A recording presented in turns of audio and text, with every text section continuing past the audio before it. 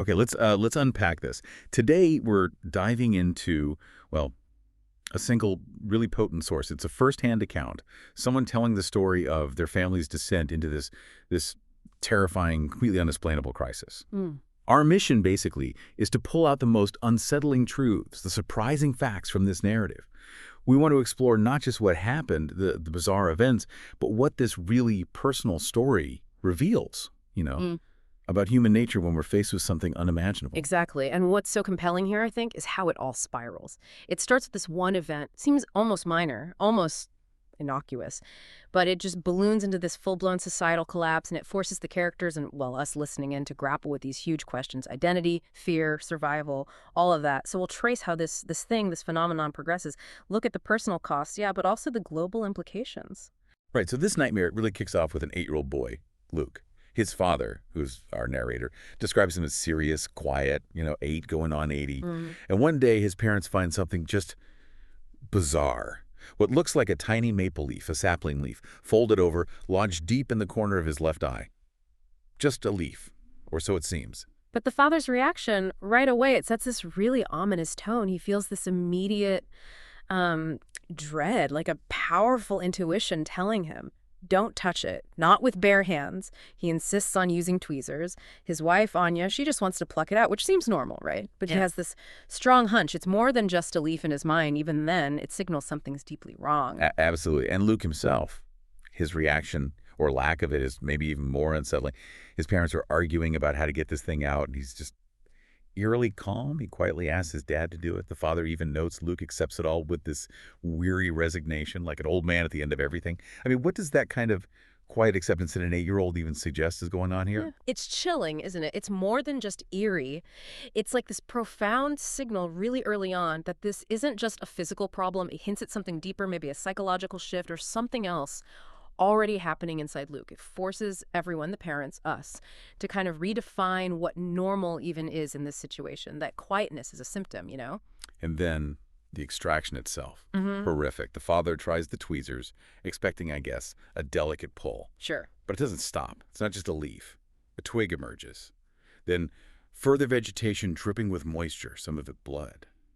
One just shrieks, understandably. But the father, he describes himself as caught in this numb fascination, just reeling out lengths of this branch from his son's head. That numb fascination, yeah, it's a classic psychological response, isn't it, to extreme horror. Sort of a dissociation. And my mind just can't fully process something so completely outside reality. And importantly, it's not like a splinter, right? It's attached, growing, organically part of him. That shifts the horror completely. It's not an injury, it's an invasion. Yeah, you can just imagine the feeling, that revulsion. Initially, the father even thinks, disgustedly, maybe Luke did this to himself. Self-harm. Right, a desperate thought. But then the horrifying truth hits him. A seed or spore had gotten in somehow and had in the nutrient-rich warmth of the socket begun to grow.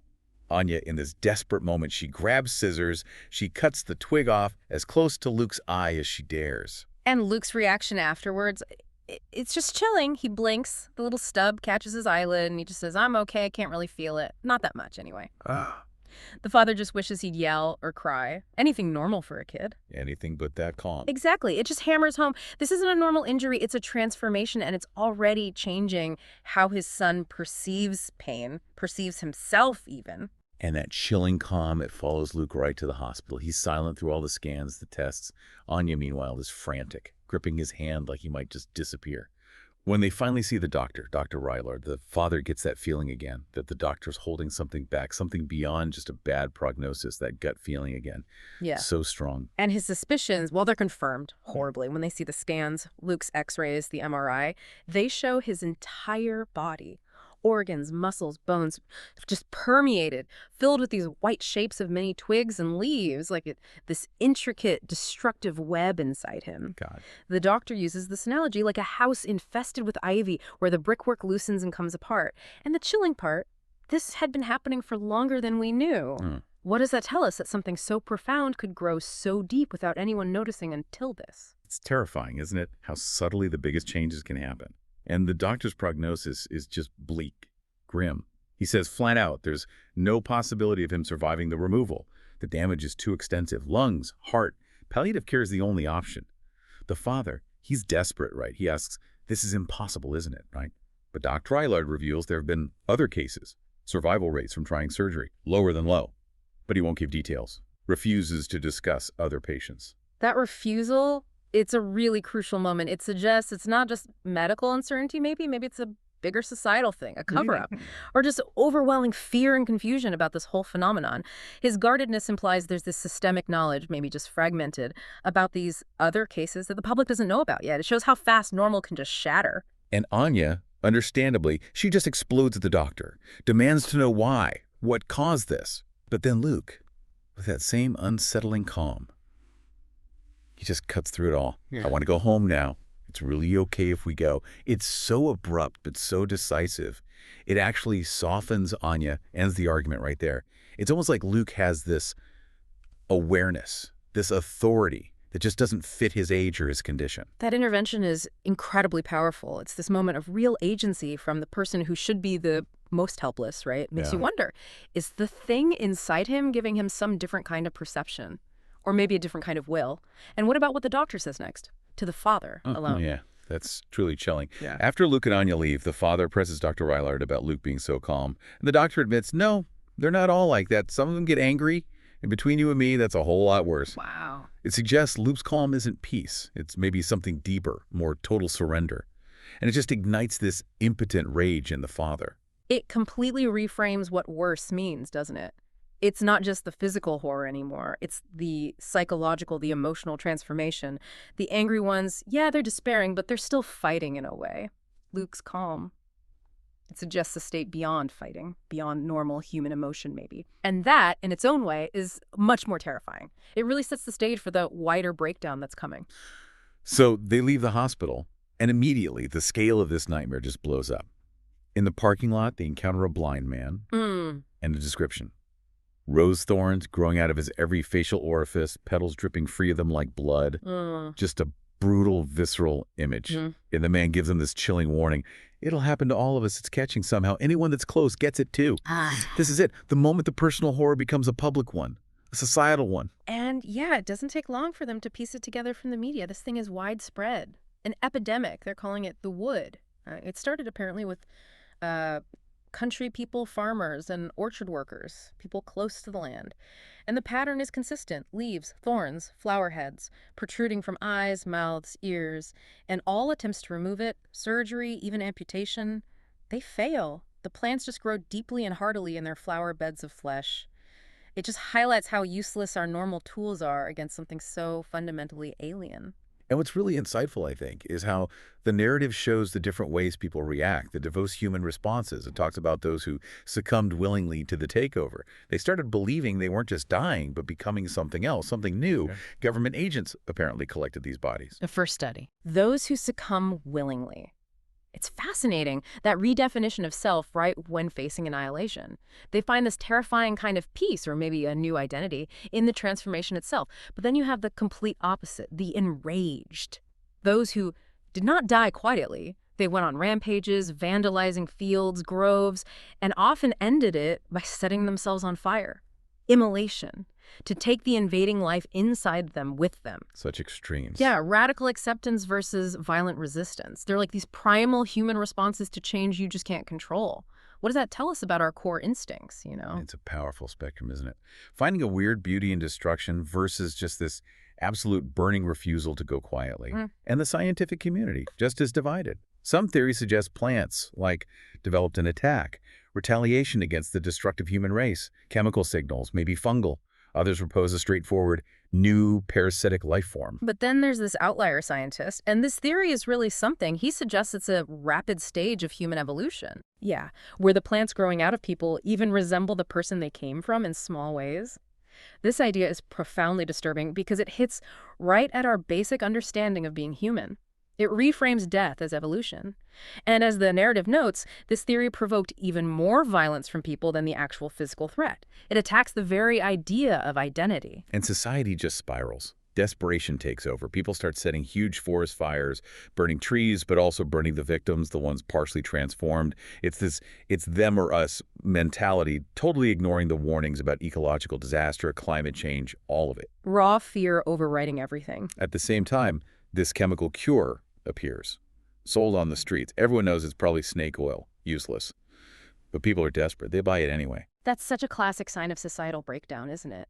Fear pushes aside logic, environmental concerns mean nothing, and the snake oil cure, even though they know it won't work, it becomes this symbol of hope, however false. It just shows how quickly rationality crumbles under an existential threat.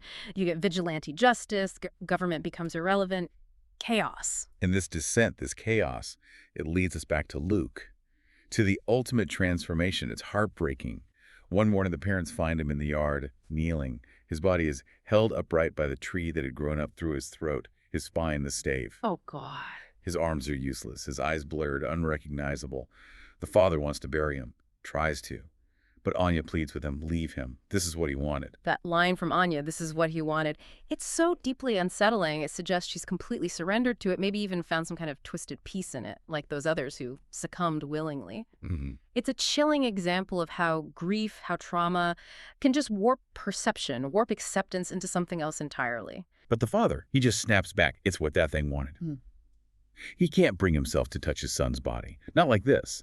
So they leave Luke there for weeks. The tree just keeps growing from him. Later, the father sees Anya talking to the tree. She thinks she sees Luke's face in the leaves. It's just tragic.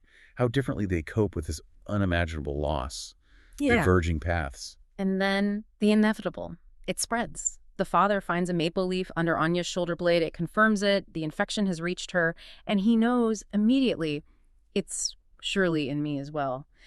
But here's where the narrative takes this really insightful, almost philosophical turn. He realizes he can feel it now, the fullness of that new organism in his own body. But, and this is crucial, he feels it like another part of me. That feeling, the invader feeling like another part of me, it really clicks, doesn't it? It explains how some people succumb, how they start imagining they're becoming something new and good. Yeah. It's not just physical anymore, it's psychological. Yeah. A re-identification. Exactly. And he predicts Anya will be one of them. She's already given up on what was left of life after Luke, he thinks.